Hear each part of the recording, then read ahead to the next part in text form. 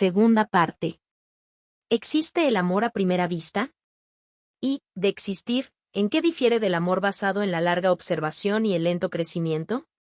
Tal vez sus efectos no sean tan permanentes, pero mientras duran resultan al menos igualmente violentos e intensos.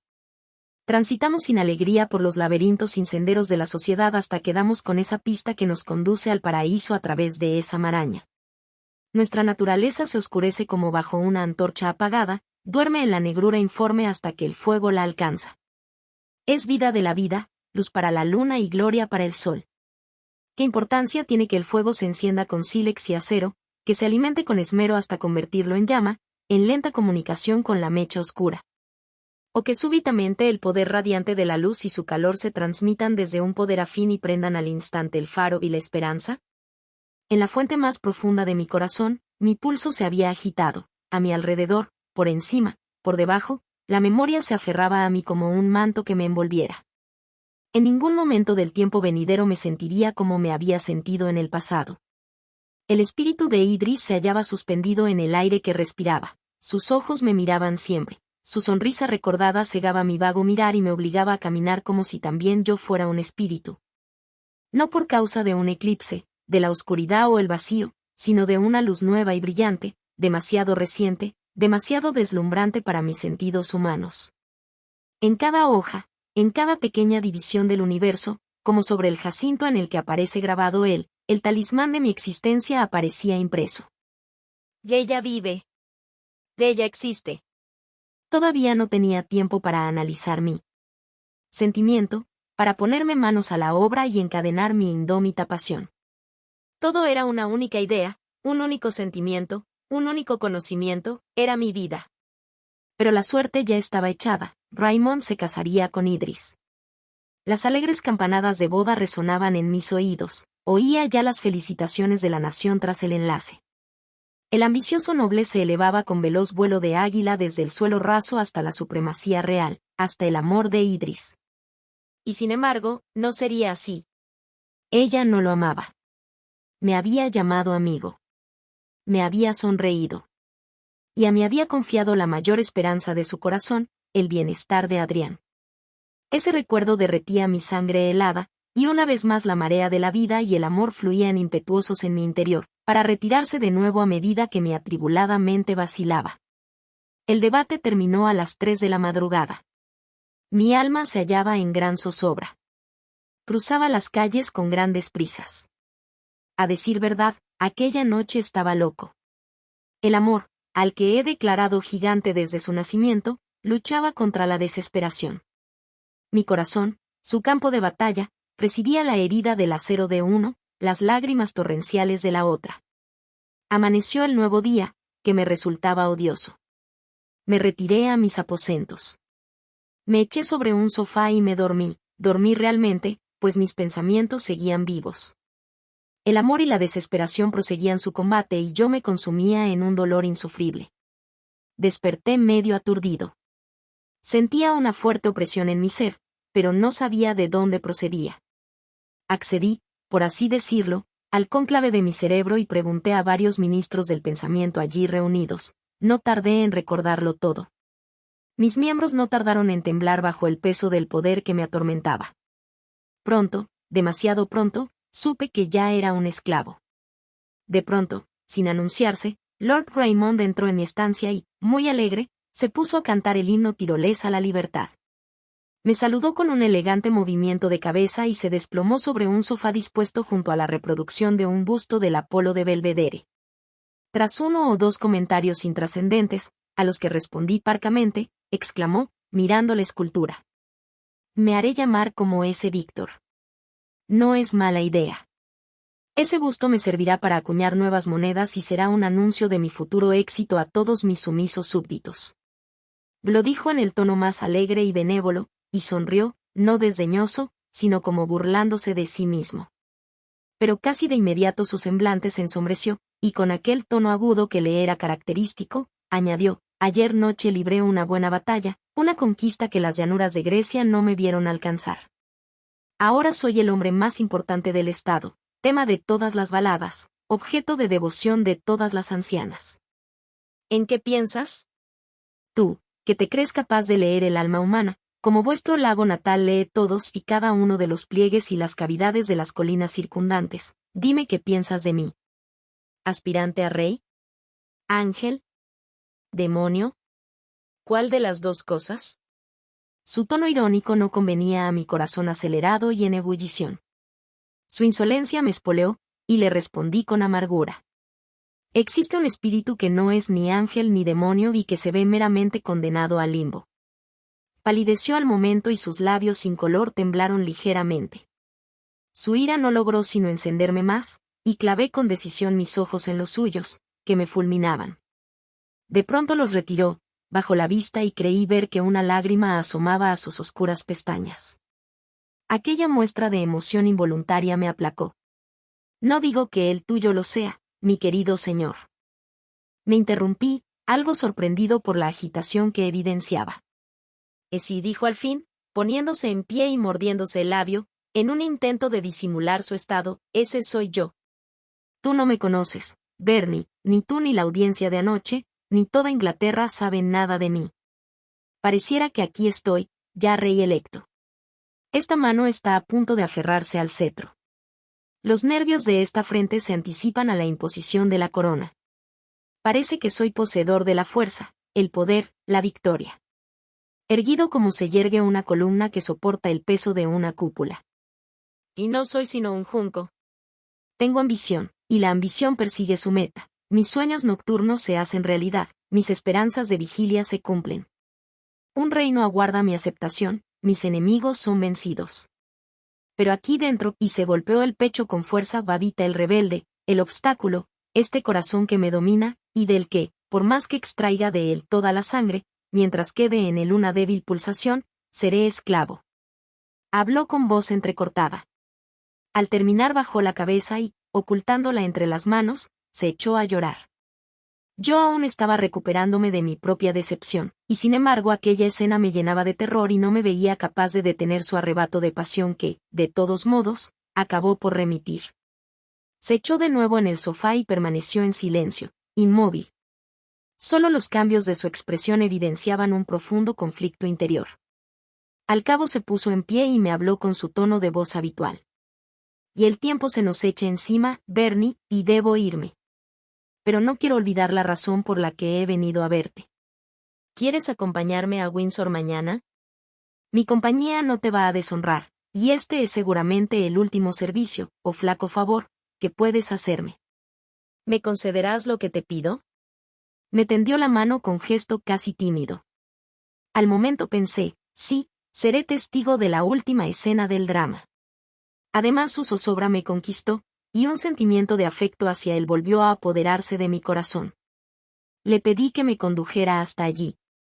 Y sí, eso haré, dijo el alegre, ahora hablo yo. Reúnete conmigo mañana a las 7, sé discreto y leal. Y no tardarás en convertirte en ayuda de cámara. Tras pronunciar aquellas palabras se ausentó apresuradamente, montó en su caballo y, extendiendo la mano como si pretendiera que se la besara, volvió a despedirse de mí entre risas. Una vez solo me esforcé por adivinar el motivo de su petición y prever los acontecimientos del día siguiente. Las horas pasaban lentamente. Me dolía la cabeza de tanto pensar y la zozobra me atenazaba los nervios. Me sujeté la frente, como si mi mano febril pudiera servir de alivio al dolor. Llegué puntual a la cita al día siguiente, y hallé a Lord Raymond esperándome. Subimos a su carruaje y nos dirigimos a Windsor. Yo me había leccionado bien a mí mismo y estaba decidido a no mostrar ningún signo externo de la emoción que agitaba mi interior. ¿Qué error cometió Ryland? Y dijo Raymond, al pensar que podía derrotarme la otra noche. Habló bien, muy bien, una arenga con la que habría logrado su propósito en mayor medida si me la hubiera dirigido solo a mí, y no a los necios y mentirosos allí congregados. De haberme encontrado allí yo solo, le habría escuchado con el deseo de oír sus razones, pero al intentar desbancarme en mi propio territorio, con mis propias armas, me infundió valor. Y el desenlace fue el que cualquiera hubiera esperado. Sonreí incrédulo, antes de responder. Yo pienso lo mismo que Ryland, si así lo deseas, te repetiré todos sus argumentos. Veremos hasta qué punto te convencen y cambias la visión monárquica por la patriótica. o la repetición sería inútil, y dijo Raymond, pues recuerdo bien los argumentos, y cuento con muchos otros de mi propia cosecha, que hablarían con irrebatible persuasión. No se explicó más ni yo apostillé nada. Nuestro silencio se prolongó algunas millas, hasta que el paisaje, con sus campos abiertos, sus densos bosques, sus parques, se asomó, agradable, a nuestra vista. Tras varias observaciones sobre el paisaje y los lugares, Raymond dijo: los filósofos han llamado al hombre microcosmos de la naturaleza, y en la mente interior hallan un reflejo de toda esta maquinaria que vemos funcionar a nuestro alrededor. Esta teoría ha sido con frecuencia fuente de diversión para mí, y he pasado más de una hora ociosa ejercitando mi ingenio en la búsqueda de similitudes. ¿No dice Lord Bacon que el paso de la discordancia a la concordancia, que produce gran dulzura en la música, se da también en nuestras afecciones, que resultan mejores tras algún disgusto? ¿Qué otra cosa sino un mar es la marea de pasión cuyas fuentes se hallan en nuestra propia naturaleza? Nuestras virtudes son arenas movedizas, que con las aguas sosegadas y bajas se muestran a sí mismas. Pero cuando las olas regresan y los vientos las abofetean, el pobre diablo que esperaba que fueran duraderas, descubre que se hunden bajo sus pies. Las modas del mundo, sus exigencias, educaciones y metas, son los vientos que manejan nuestra voluntad, como las nubes que avanzan todas en la misma dirección. Pero cuando surge una tormenta en forma de amor, odio o ambición, el engranaje gira en sentido contrario e impulsa triunfante el aire que lo empuja. Y sin embargo, repliqué, y la naturaleza siempre aparece ante nuestros ojos con un aspecto pasivo, mientras que en el hombre se da un principio activo capaz de gobernar la fortuna y, al menos, de resistir la galerna, hasta que de algún modo logra vencerla. Hay más de plausible que de cierto en tu distinción, observó mi acompañante. ¿Acaso nos formamos a nosotros mismos, escogiendo nuestras disposiciones y nuestros poderes? Yo, por ejemplo, me siento como un instrumento, con sus cuerdas y sus trastes, pero sin el poder de girar las clavijas o de adaptar mis pensamientos a una clave más alta o más baja. Tal vez otros hombres apunté y sean mejores músicos. No hablo de los demás, sino de mí, y soy tan buen ejemplo como cualquier otro. No puedo acoplar mi corazón a una melodía determinada ni aplicar cambios deliberados a mi voluntad. Nacemos. No escogemos a nuestros padres ni nuestra posición social. Nos educan otras personas o las circunstancias del mundo, y esa formación, al combinarse con nuestra disposición innata, es el suelo en el que crecen nuestros deseos, pasiones y motivos. Hay mucha razón en lo que dice, se admití. Y sin embargo nadie actúa según esa teoría. ¿Quién, al tomar una decisión, dice, así lo escojo porque lo necesito? ¿Acaso, por el contrario, no siente en su interior un libre albedrío que, aunque pueda considerarse falaz, lo mueve a actuar mientras toma la decisión? Exacto, dijo Raymond, otro eslabón de la cadena. Si yo fuera ahora a cometer un acto que aniquilara mis esperanzas, que apartar el manto real de mis miembros mortales para vestirlo con las fibras más vulgares, ¿crees tú que actuaría movido por mi libre albedrío? Mientras así conversábamos, percibí que no nos dirigíamos a Windsor por el camino habitual, sino a través de Englefield Green, en dirección a Bishopgate Heath. Empecé a sospechar que Idris no era el objeto de nuestro viaje, sino que me llevaba a presenciar la escena que decidiría el destino de Raymond y Perdita. Sin duda Raymond había vacilado durante el trayecto, y la duda seguía marcada en todos y cada uno de sus gestos cuando nos acercamos a la casa de mi hermana. Yo lo observaba con curiosidad, decidido, si su vacilación se prolongaba, a ayudar a Perdita a sobreponerse, a enseñarle a desdeñar el poderoso amor que sentía por alguien que dudaba entre poseer una corona y poseerla a ella, cuya excelencia y afecto trascendía el valor de todo un reino. La hallamos en su saloncito salpicado de flores. Leía en el periódico la noticia sobre el debate parlamentario, y al parecer el resultado la había sumido en la desesperanza. El sentimiento se dibujaba en sus ojos hundidos y en su apatía. Una nube ocultaba su belleza y sus frecuentes suspiros eran señal de su inquietud. Aquella visión tuvo en Raymond un efecto inmediato. La ternura iluminó sus ojos y el remordimiento revistió sus maneras de franqueza y verdad. Se sentó junto a ella y, quitándole el periódico de las manos, le dijo: «Mi dulce Perdita no debe leer ni una palabra más de esa contienda de necios y de locos. No permitiré que se informe del alcance de mi engaño, no fuera a despreciarme, aunque, créame, El deseo de aparecer ante usted no derrotado, sin victorioso, me inspiró durante mi guerra de palabras. Perdita lo miró asombrada. La expresión de su semblante brilló con dulzura un instante. Pero un pensamiento amargo nubló su alegría, clavó la vista en el suelo, tratando de controlar las lágrimas que amenazaban con desbordarla. Raymond seguía hablándole. Y no pienso representar un papel con usted, querida niña, ni pretendo aparecer más que como lo que soy, un ser débil e indigno que sirve para despertar más su desprecio que su amor. Y sin embargo usted me ama. Siento y sé que es así, y por tanto mantengo mis más nobles esperanzas. Si la guiara el orgullo, o incluso la razón, debería rechazarme. Hágalo, si su corazón puro, incapaz de soportar mi inconstancia, rechaza someterse a la bajeza del mío. Aléjese de mí si quiere, si puede. Si su alma entera no la empuja a perdonarme, si todo su corazón no abre de par en par sus puertas para admitirme hasta lo más profundo de él, abandóneme, no vuelva a hablar nunca más conmigo. Yo, aunque he pecado contra usted sin remisión, también soy orgulloso. No debe haber reserva en su perdón ni reticencia en el regalo de su afecto. Perdita bajó la vista, confusa pero complacida.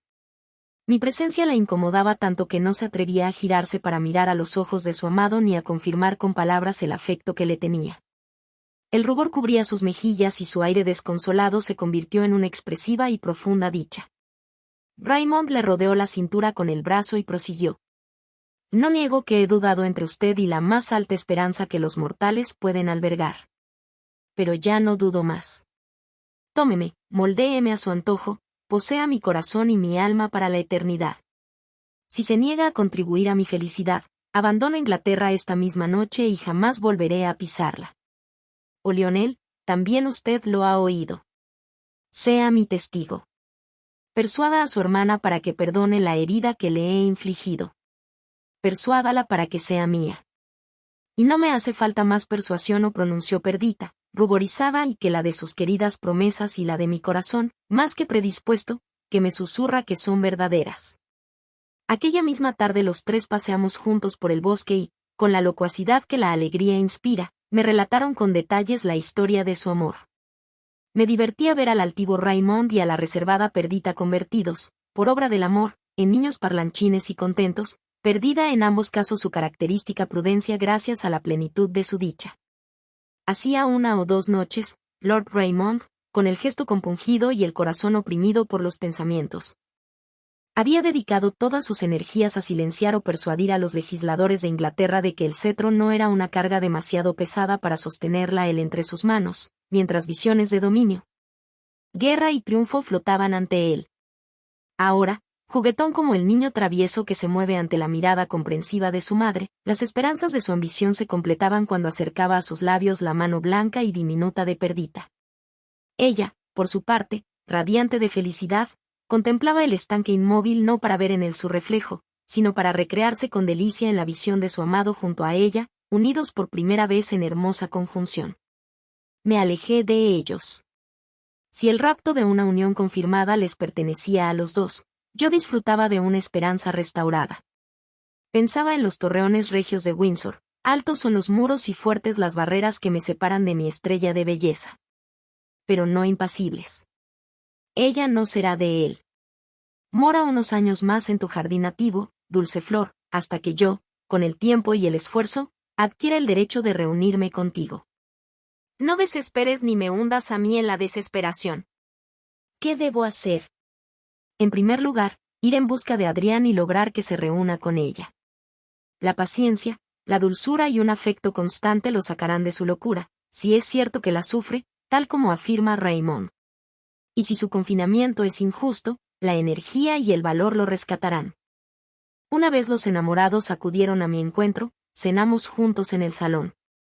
En verdad se trató de una cena de cuento de hadas, pues aunque en el aire flotaban los perfumes del vino y las frutas, ninguno de nosotros probó bocado ni bebió, e incluso la belleza de la noche pasó inadvertida. Su éxtasis no podían aumentarlo objetos externos, y yo me veía envuelto en mis ensoñaciones. Hacia la medianoche, Raymond y yo nos despedimos de mi hermana para regresar a la ciudad. Él era todo alegría. De sus labios brotaban fragmentos de canciones, y todos los pensamientos de su mente, Todos los objetos que nos rodeaban brillaban bajo el sol de su dicha. A mí me acusó de melancólico, malhumorado y envidioso. En absoluto, y le respondí, aunque confieso que mis pensamientos no me resultan tan gratos como a ti los tuyos. Me prometiste facilitar mi visita a Adrián. Ahora te insto a cumplir con tu promesa. No puedo demorarme aquí. Ansío aliviar, tal vez curar, la dolencia de mi primer y mejor amigo. Debo partir de inmediato para Dunkeld. Tú, ave nocturna, replicó Raymond, que eclipse arroja sobre mis alegres pensamientos que me obliga a recordar esa ruina melancólica que se alza en medio de la desolación mental. Más irreparable que un fragmento de columna labrada que yace sobre un campo, cubierta por la hierba. ¿Sueñas con curarlo? Dédalo nunca tejió un error más inextricable alrededor del Minotauro que el que la locura ha tejido alrededor de su razón encarcelada. Ni tú ni ningún otro Teseo puede salir del laberinto del que tal vez alguna Ariadna cruel tenga la clave. Ha aludido a Evadne Saimi. Pero no se encuentra en Inglaterra. Y aunque aquí se hallara, y dijo Raymond, no le recomendaría que lo viera. Es mejor marchitarse en el delirio absoluto que ser víctima de la sinrazón metódica de un amor no correspondido. Tal vez la duración de su enfermedad haya borrado de su mente todo vestigio de la griega. Y es muy posible que no vuelva a grabarse en ella. Lo hallarás en Dunkeld. Amable y tratable, vaga por las colinas y los bosques o se sienta a escuchar junto a alguna cascada. Tal vez lo veas del pelo adornado con flores silvestres, los ojos llenos de significados incomprensibles, la voz rota, su persona malgastada y convertida en sombra. Recoge flores y plantas y teje con ellas guirnaldas, o hace navegar hojas secas y ramas por los arroyos, y se alegra cuando flotan, y llora cuando naufragan. El mero recuerdo de todo ello casi me enerva. Por los cielos. Las primeras lágrimas que he derramado desde que era niño brotaron a mis ojos cuando lo vi. Este último relato no hizo sino espolear mi deseo de visitarlo. Mi única duda era si debía tratar de ver a Idris antes de mi partida. Y mi duda se resolvió al día siguiente. A primera hora de la mañana Raymond vino a verme. Le habían llegado noticias de que Adrián se encontraba gravemente enfermo, y parecía imposible que sus mermadas fuerzas fueran a permitirle la recuperación. Mañana, y me dijo, su madre y hermana viajarán a Escocia para verle una vez más. Y yo parto hoy mismo, le exclamé. Ahora mismo contrataré un globo y estaré allí en 48 horas a más tardar, tal vez menos si el viento es favorable. Adiós, Raymond. Alégrate de haber escogido la mejor parte de la vida. Este vuelco de la fortuna me resucita. Yo temía la locura, no la enfermedad. Presiento que Adrián no va a morir, tal vez su dolencia sea una crisis y se recupere. Todo se alió a mi favor durante el viaje. El globo se elevó una media milla por encima de la tierra e, impulsado por el viento, navegó por el aire, sus aspas recubiertas de plumas surcando la atmósfera propicia. A pesar del motivo melancólico de mi viaje, me sentía elevado por una creciente esperanza, por el avance veloz del vehículo aéreo, por la balsámica visita del sol. El piloto apenas movía el timón plumado, y el fino mecanismo de las alas, del todo desplegadas, emitía un murmullo suave y sedante.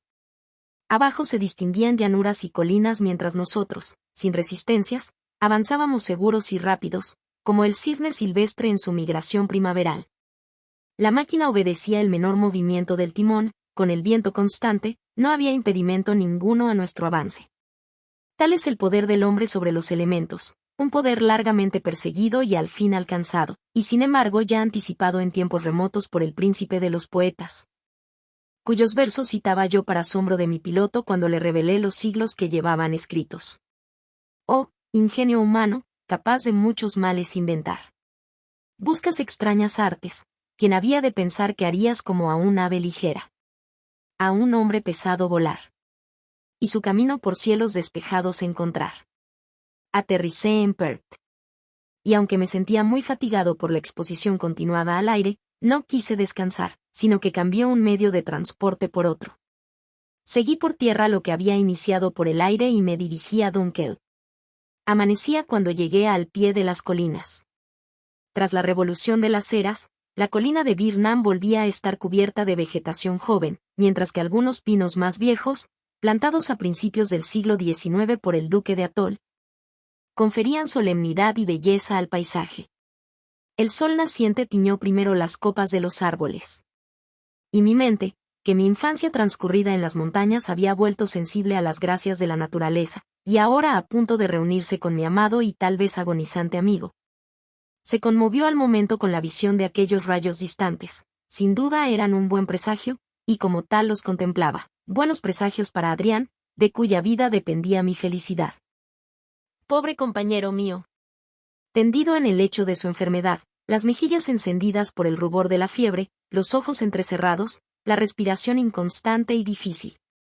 Y sin embargo se me hizo menos difícil verlo así que hallarlo satisfaciendo ininterrumpidamente las funciones animales, con la mente enferma. Me instalé junto a su cama y ya no lo abandoné ni de día ni de noche. Tarea amarga la de contemplar cómo su espíritu se debatía entre la vida y la muerte, sentir sus mejillas ardientes y saber que el fuego que las abrazaba con fiereza era el mismo que consumía su fuerza vital.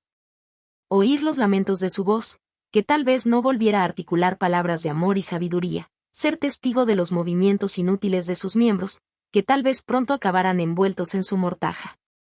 Y así, durante 3 días y 3 noches fue consumiéndome la fatiga que el destino había puesto en mi camino, y de tanto sufrir y tanto observar mi aspecto empeoró, y yo mismo parecía un espectro. Al fin, transcurrido ese tiempo, Adrián entreabrió los ojos y miró como si volviera a la vida.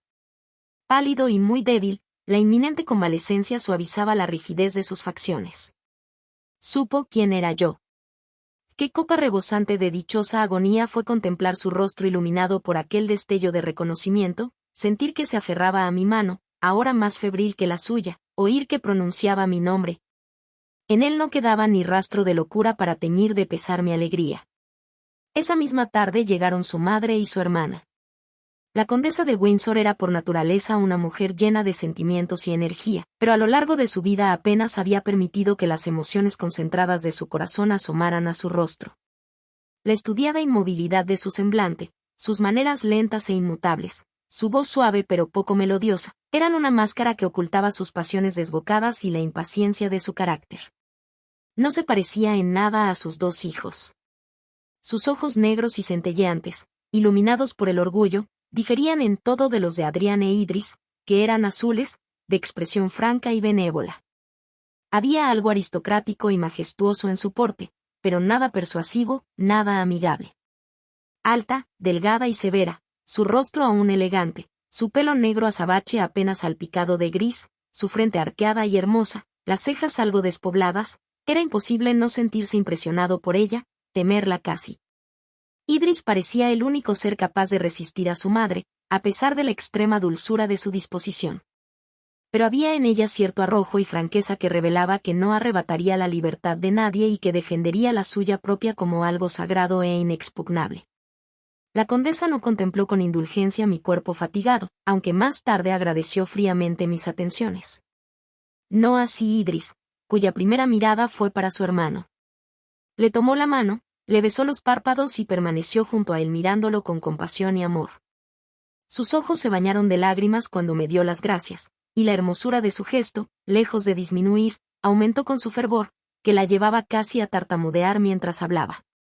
Su madre, toda ojos y oídos, no tardó en interrumpirnos. Y yo vi que deseaba echarme discretamente, como a alguien cuyos servicios, ahora que los familiares habían llegado, ya no eran de utilidad a su hijo. Me sentía exhausto y enfermo, pero decidido a no abandonar mi puesto, aunque dudaba sobre cómo mantenerme en él.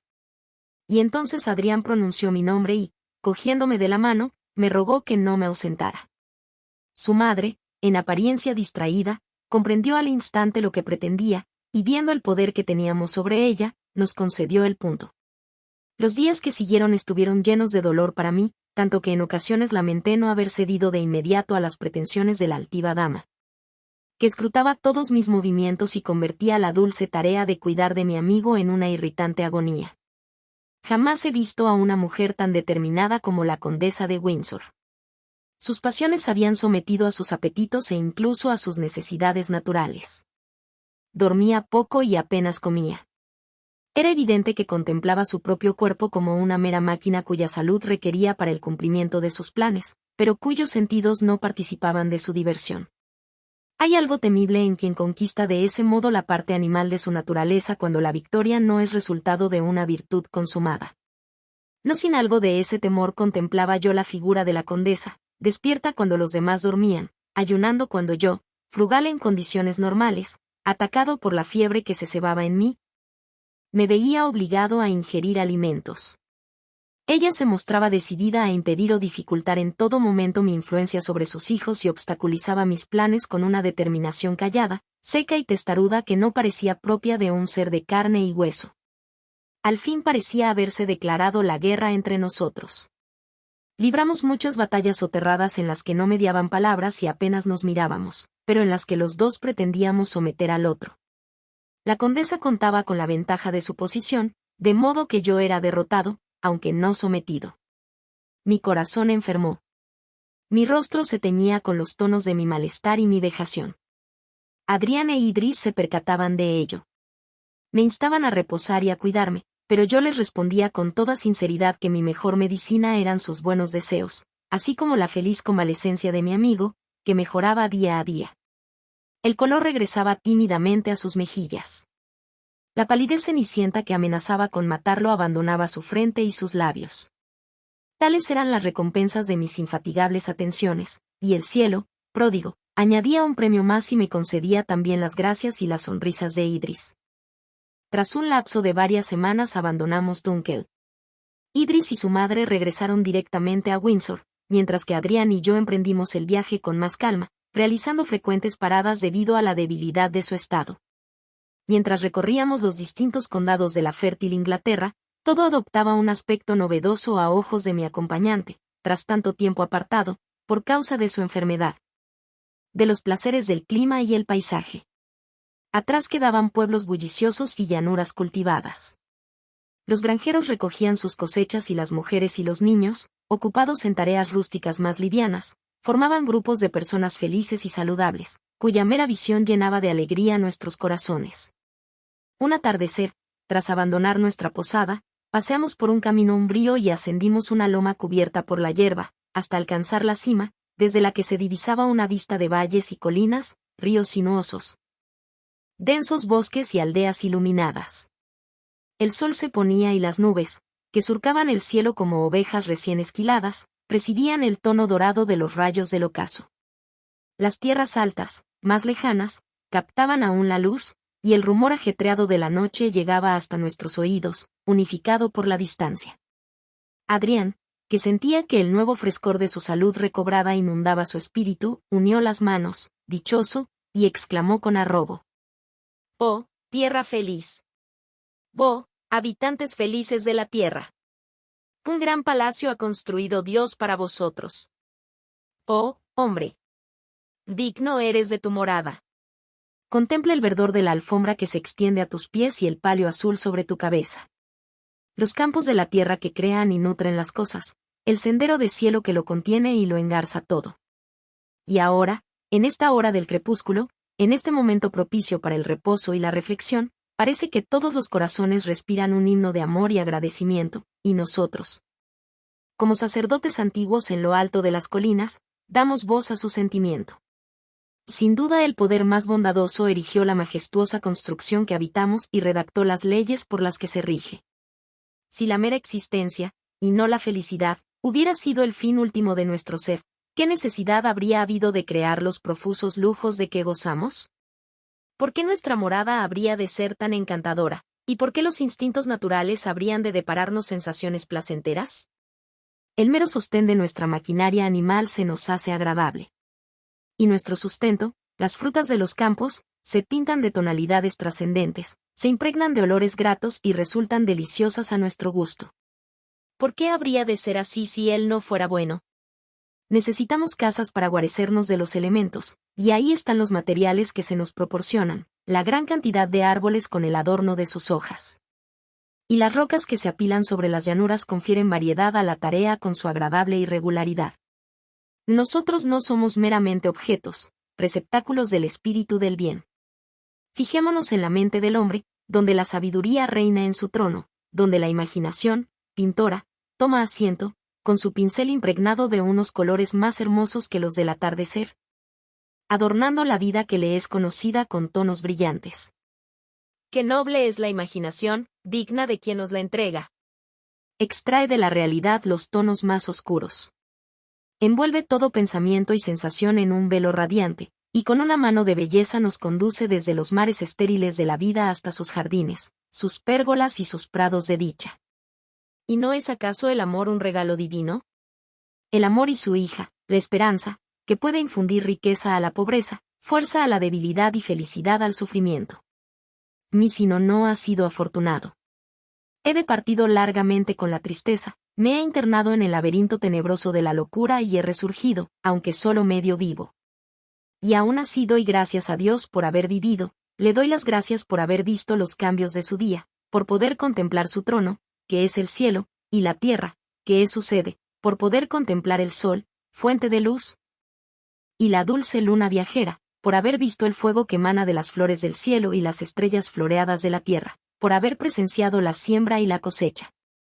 Me alegro de haber amado y de haber conocido la comprensión de mis congéneres en la alegría y en la pena. Me alegro de sentir ahora el torrente de ideas que recorren mi mente como la sangre recorre las articulaciones de mi cuerpo. La mera existencia es un placer y yo le doy gracias a Dios por estar vivo.